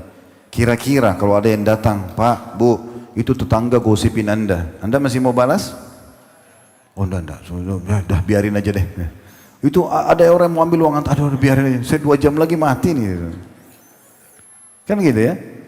Bahkan kalau perlu 2 jam itu mau buat apa nih? Ya maksimalin gitu ya. Sebenarnya teman-teman kita nggak perlu tunggu vonisan medis begitu, karena tanpa divonis kita bisa mati setiap saat. Saya sekarang di tempat ini bukan mendoakan diri saya, berapa banyak orang lagi ngomong, malaikat maut datang, cabut ruhnya, hitungan detik, cabut ruhnya jatuh. Orang cuma mengenang, oh Khalid Basalamah pernah ceramah, selesai. Dan anda tahu berapa lama anda dikenang? Sebulan, 2 bulan, anggap 1 generasi lah, atau 2 generasi. Setelah itu anda hilang dari sejarah. Saya mau tanya sini jujur, ada yang tahu kisah kakek-kakeknya? Nah? Atau ayah kakeknya? Bahkan kadang-kadang kakek saja kita tidak tahu ya. Berarti generasi 2, 3 itu sudah dilupain orang. Kecuali anda punya jasa besar, anda seorang ulama nulis buku, masih bisa dipelajari, mungkin ada manfaatnya gitu ya. Ada yang anda tinggalkan masjid, amal sedekah jariah, mungkin orang masih sholat. Tapi kalau tidak ada yang anda tinggalkan, apa yang mau dikenang? Sebanyak apapun jabatan kita, pangkat kita, semua akan jadi kenangan. Orang cuma bilang kalau kita meninggal, oh itu sepatunya dia, oh itu mobil dia, oh itu rumah dia, oh pernah dia menjabat ini, selesai. Dan dia akan diminta pertanggungjawaban semua pada hari kiamat. Maka teman-teman selamatkan diri sendiri masing-masing ini sebelum datang hari penyesalan itu. Ya, kita harus betul-betul sadar bahwasanya akan bahaya sekali kalau kita tidak mau menyadari ini. Ini peringatan-peringatan. Waqad ja'akumun nadhir. Dan masih banyak pendapat-pendapat ulama yang lain yang berhubungan dengan masalah ini. Oleh karena itu teman-teman sekalian, hati-hati sekali. Sebagai penutup mungkin saya ingin mengangkat perkataan seorang syair dan beberapa ayat Al-Quran yang kita jadikan sebagai pegangan kita agar kita lebih engah lagi dan lebih sadar lagi dalam beramal saleh. Walaupun syair ini sebenarnya ditulis oleh penulis berhubungan dengan masalah Ramadan, tetapi kita bisa jadikan pelajaran kita. Dikatakan begini, ya dzalladzi ma qafahu dzunubu fi rajabin, wahai orang-orang yang belum puas berbuat dosa dan pelanggaran di bulan Rajab, hatta asa rabbahu fi syahri sya'bani, kemudian dia pun melanjutkan lagi dosa-dosa pada Tuhannya di bulan Sya'ban. Laqad adallaka syahrus shaumi ba'dahuma, telah datang setelah keduanya Rajab dan Sya'ban bulan puasa. Katakan begitu. Kemudian fala tusayyirhu aidan syahra isyani. Maka jangan pernah kau jadikan Ramadan itu juga sebagai bulan pelanggaran. Walaupun syair ini buat Ramadan, tapi sebenarnya kita bisa tarik ke bulan-bulan yang lain. Kayak kita sekarang berada di Muharram. Kita sudah lewati Zulhijjah Bapak Ibu sekalian. Mungkin kemarin masih banyak kekurangan amal soleh itu ada dosa kita. Sekarang masuk bulan Muharram. Jangan lagi mulai dengan pelanggaran-pelanggaran. Ya. Ingat ya Bapak Ibu sekalian, sifat Allah Ar-Rahmanur Rahim. Allah Maha Pengasih Maha Penyayang bagi orang yang patuh. Bagi orang yang beriman. Kalau orang yang membangkang sifat Allah yang lain, yaitu syadidul iqab. Allah maha berat siksanya. Enggak tepat kalau anda maksiat membangkang, anda bilang Allah Rahmanur Rahim. Enggak tepat. Yang tepat itu anda harus sadar Allah itu syadidul iqab. Ya, siksaannya itu alim, syadid, menyakitkan. Anda bisa berbohong sekali, Allah jatuhkan anda 1 tahun. Berat siksaan Allah itu. Anda bisa zina sekali, Allah siksa anda, sumpah sedih 2 tahun, bisa begitu. Allah berat siksanya. Dosa itu tidak akan pernah dibalas anda sesaat buat dosa lalu dibahas juga dengan sesaat hukuman, tidak, bisa berlipat-lipat. Sebagaimana anda juga kalau amal soleh, Allah itu memberikan tanpa batas. Bisa anda jujur sekali, anda sholat malam sekali, anda dikasih kesehatan setahun, bisa begitu. Jadi hati-hati dalam menempatkan seperti ini. Lalu dikatakan selanjutnya watlul Qur'ana wasabbih fihi mujtahida. Bacalah Al-Qur'an, rutinkan itu dan bertasbihlah selalu. Fa innahu syahru tasbihin wa Qur'ani. Karena fa innahu syahru tasbihi wa Qur'ani. Sesungguhnya adalah bulan bertasbih dan juga Al-Qur'an. Kam kunta ta'rifu mimman shama salafa. Berapa banyak orang yang pernah kau tahu berpuasa pada tahun yang sebelumnya. Min baini ahlin wa jiranin wa ikhwani. Di antara kalangan keluarga, tetangga dan juga saudara-saudaramu. Afnahumul maut wastabqaka ba'dahum hayya. Kematian telah merenggut mereka dan menyisakan waktu untukmu beberapa saat saja dalam hidup ini. Fama aqrabul qadhi minad dani. Fama aqrabul qasi minad dani. Alangkah dekatnya yang telah berlalu dengan yang hidup. Artinya, kalau mereka bisa meninggal, maka Anda juga bisa meninggal. Saya pernah mengadakan pelatihan Bapak Ibu sekalian di beberapa tempat, namanya pelatihan kematian. Pernah juga acara tablik akbar seperti ini. Kurang lebih yang hadir Masya Allah sebanyak ini juga gitu ya. Di kota Makassar waktu itu saya bahas tentang masalah dahsyatnya kematian. Dengan berbagai macam dalil, setelah itu Bapak Ibu sekalian, saya minta panitia sebelum pengajian, tolong siapkan buat saya liang lahat. Liang lahat asli, di sebelah masjid gali. Ukurannya sama liang lahat normal. Tolong siapkan kain kafan utuh dengan semua perlengkapan jenazahnya. Tolong siapkan juga gerandahnya. Setelah selesai saya bicara tentang kematian dengan dalil, contoh-contohnya, bukti-buktinya, secara dalil, secara wahyu, ya, dan juga secara ilmiah, fakta-fakta di lapangan. Maka saya bilang, Bapak Ibu sekalian, siapa yang berminat mau coba jadi jenazah 5 menit saja. Waktu itu ada satu bapak, kebetulan beliau buruh di bangunan, tukang batu. Dia bilang saya, Ustaz, baik silakan. Tapi tolong bapak kerjasama dengan saya. Di atas podium, di atas panggung itu saya taruh kain jenazahnya, kain kafannya sama perlengkapan jenazah. Saya minta ada panitia yang bantu saya dan ada gerandahnya. Nanti kalau bapak ikut pelatihan ini, tolong bapak ini tidur di atas kain kafan itu dan tutup matanya serta ikuti instruksi saya. Lupakan kalau anda sedang ada di masjid ini, anggap anda sudah meninggal dunia. Siap nggak? Siap. Baik. Naik bapak itu. Begitu dia baring, kemudian saya bilang panitia tolong bungkus dia dengan kain kafan, dibiarkan sisa bagian wajahnya saja. Begitu dibungkus Bapak Ibu sekalian, saya bilang anda sekarang sudah sedang dibungkus dengan kain kafan. Anda bahkan tidak bisa mengatur orang-orang yang membungkus tangannya. Saya tidak mau tangan saya taruh di dada, saya mau taruh di perut, nggak bisa. Apa yang mereka lakukan Anda harus ikut. Dan bayangkan sekarang semua hiruk-pikuk di masjid ini, suara orang yang bicara. Kebetulan ada juga adiknya bapak ini yang ikut. Kebetulan murid saya kembar, adik kakak, dan masih SMA. Mereka, seingat saya, sempat menangis waktu itu melihat kakaknya dibungkus dengan kain kafan gitu. Maka pada saat itu kakak ini menangis, adiknya pun menangis. Sementara bungkus kain kafan. Lalu saya bilang, Pak, coba bayangkan semua peluang ibadah yang Anda pernah punya peluang tapi Anda sia-siakan. Dengar azan, kesempatan ke masjid sholat, kesempatan puasa, kesempatan sedekah, baca Quran, bakti orang tua, apalah semuanya. Anda bayangkan semua, coba hadirkan di pikiran Anda yang bisa Allah hadirkan dari amal soleh yang Anda sia-siakan. Sekarang Anda menyesal karena sebenarnya Anda butuh dengan amal soleh itu. Sudah? Sekarang coba Bapak bayangkan semua peluang dosa, pelanggaran, zina, bohong, nipu, ganggu orang, gunjing, ya, ghibah orang, fitnah orang yang Anda tidak sia-siakan. Semua Anda lakukan. Bayangkan, dan sekarang Allah akan hukum Anda. Udah selesai, hitungan detik ya. Saya bilang sekarang Bapak sudah renung itu, simpan di benaknya. Sekarang Anda akan kami pikul. Diangkat sama panitia, Bapak pasrahkan dirinya, insya Allah teman-teman ini aman mengangkat. Lalu diangkat di geranda jenazah, lalu kami pikul ke liang lahat di sebelah masjid. Sementara jalan saya masih pegang mic, lalu saya mengatakan, Pak, inilah detik-detik terakhir Anda bersama kami. Maka Anda sudah tidak bisa kembali lagi, tidak bisa lagi beramal soleh yang Anda sia-siakan tadi, tidak sempat lagi bertobat dari dosa Anda, mungkin Allah akan hukum Anda. Maka sebentar lagi kami akan antar Anda ke liang lahat dan Anda akan kami tinggalkan. Anda akan bertemu dengan malaikat Allah bungkar nakir, akan menanyakan kepada Anda. Kalau Anda berhasil jawab, karena Anda beriman dan beramal soleh, Anda akan selamat selamanya. Kalau Anda tidak bisa jawab, Anda akan celaka. Lalu diturunkan di liang lahat, saya bilang, Bapak tolong pertahankan, jangan buka matanya. Begitu ditutup, diturun, saya suruh panitia tutup dengan kain. Lalu saya bilang, Pak tolong buka matanya. Inilah rumah Anda sekarang. 1 kali 2 meter liang lahat ini. Rumah Anda yang di dunia yang Anda banggakan 10 kali 10 meter, 20 kali 30, 40 kali 40, berapalah luasnya. Semua itu sudah selesai. Ini rumah Anda sekarang.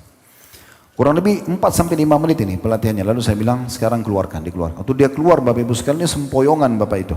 Dia sempoyongan lalu kembalikan ke masjid, lalu saya kasih mikrofon. Pak, tolong ceritakan pengalaman Bapak jadi jenazah 5 menit. Itu Bapak Ibu sekalian, dia pegang mic gini, hampir gemetar tangannya Bapak itu. Betul, dia gemetar di masjid. Ustaz, saya tobat Ustaz, saya banyak meninggalkan sholat. Dia bicara ini seperti depannya tidak ada jemaah ribuan orang. Dia tutup mata, dia nangis-nangis, saya nyesal, saya begini, disebut semua kesalahan dia.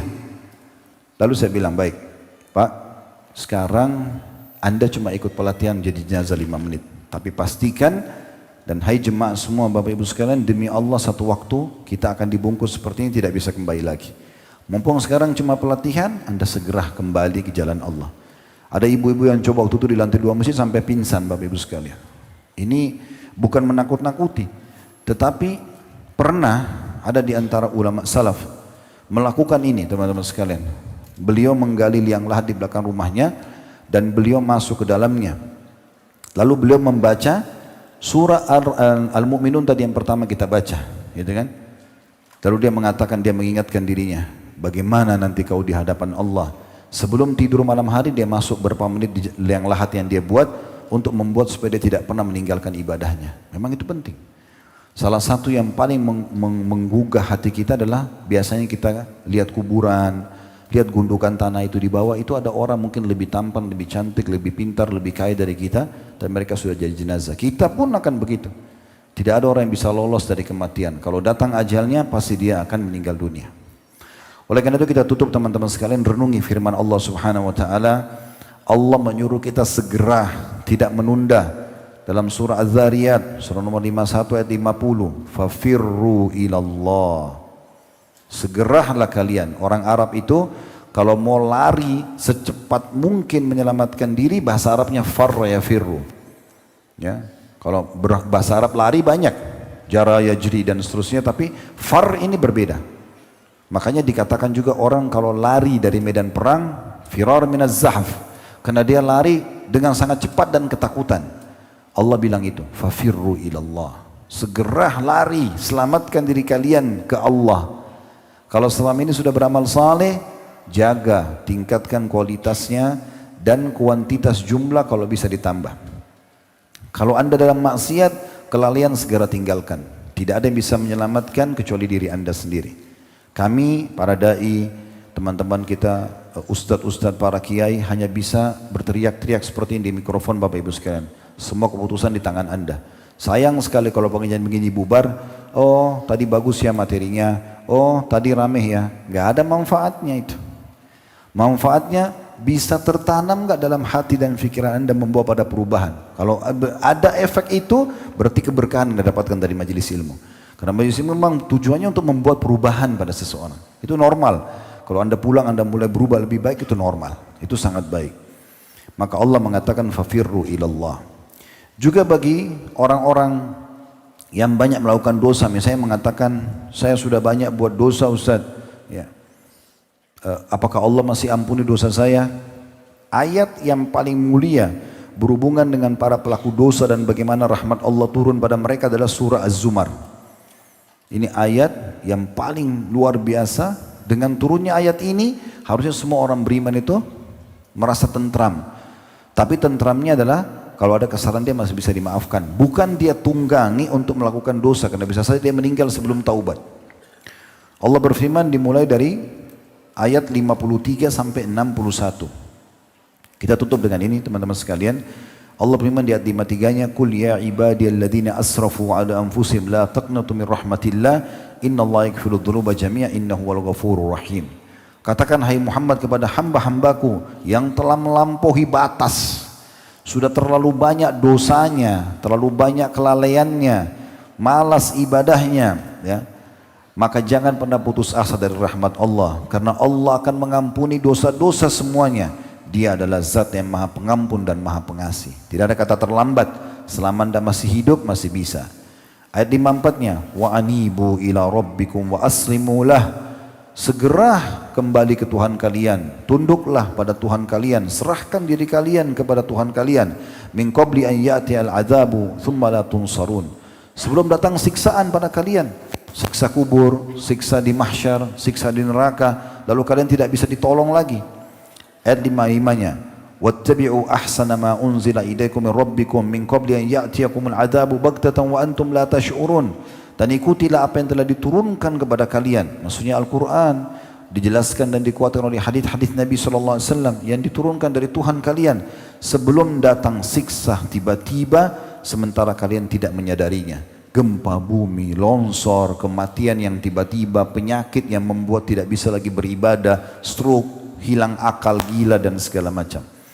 Ayat 56-nya, antakula nafsun ya hasrata ala ma farrattu fi jambillahi wa in kuntu laminas sakhirin. Dan jangan sampai jiwa itu yang sudah kami ingatkan, dia berkata pada saat itu, ya Allah, atau ya betapa ruginya aku terhadap apa yang aku lalaikan dari hak-hak atau perintah Allah, dan aku termasuk orang-orang yang mengolok-olok. Ayat 57-nya, au taqula law anna Allah hadani lakuntu minal muttaqin. Atau dia berkata, kalau seandainya Allah berikan aku petunjuk, maka aku akan termasuk orang-orang yang bertakwa. 58-nya, au taqula hina taral adab law anna li karratan fa akuna minal muhsinin. Atau dia berkata pada saat sudah melihat siksa kubur atau neraka nanti, dia mengatakan, coba kalau seandainya aku masih punya peluang, maka aku termasuk orang yang berbuat kebaikan. Ayat 59-nya, bala qad ja'atka ayati bala qad ja'atka ayat fakadzdzabta biha wastakbarta wa kunta minal kafirin. Sebenarnya sudah datang kepadamu ayat-ayat dan kau mendustakannya, dan kau telah menyombongkan diri dan kamu termasuk orang-orang kafir. Ayat 60-nya, wa yaumal qiyamati taral ladina kadzabu ala Allahi wujuhum muswaddah alaysa fi jahannam mathwan lil mutakabbirin. Dan pada hari kiamat engkau akan melihat orang-orang yang mendustakan Allah, wajah mereka menjadi warna hitam. Bukankah di neraka jahanam ada tempat balasan bagi orang-orang yang sombong? Terakhir ayat 61-nya, wa yunajjillahu alladhina taqaw min mafazatihim la yamassuhumus su'u wa la hum yahzanun. Dan di hari kiamat juga Allah akan selamatkan orang-orang yang bertakwa, orang yang patuh, dan diberikan kemenangan, dan juga mereka tidak akan disentuh kesusahan dan tidak akan sedih. Terakhir firman Allah ini teman-teman sekalian mengingatkan kepada kita agar kita segera kembali kepada Allah Subhanahu wa taala dan beramal saleh. Allahu a'lam. Semoga Allah kabulkan semua hajat-hajat dunia akhirat kita. Allah mudahkan semua urusan kita. Allah terima seluruh amal-amal soleh yang sudah pernah kita kerjakan, yang sedang kita kerjakan, yang akan kita kerjakan sampai menjelang ajal nanti dengan pahala yang sempurna. Semoga seluruh kesalahan dan dosa Allah maafkan, dan juga dosa-dosa kedua orang tua kita, seluruh kerabat kita, dan semoga Allah selalu jaga negara kita. Allah jaga kemerdekaan, persatuan dan kesatuan kita. Allah jaga juga dan memberikan petunjuk para pemimpin menjalankan tugas dan amanah dengan baik. Allah jadikan kita masyarakat yang selalu gotong royong menjaga nikmat kemerdekaan, persatuan dan kesatuan ini. Dan siapapun yang menginginkan keburukan bagi negara kita, bagi Islam dan kaum muslimin serta keluarga kita, semoga Allah kembalikan tipu daya mereka kepada diri mereka sendiri. Dan semoga Allah juga menolong saudara kita di Palestina diberikan kemerdekaan sebagaimana Allah berikan kepada kita. Dan Allah ikut sertakan kita bersama mereka di pahala, baik dengan doa, dengan harta, juga dengan jiwa kita. Dan semoga Allah kelak menyatukan kita di surga firdausnya tanpa hisab, mana disatukan dalam majlis ilmu yang mulia ini.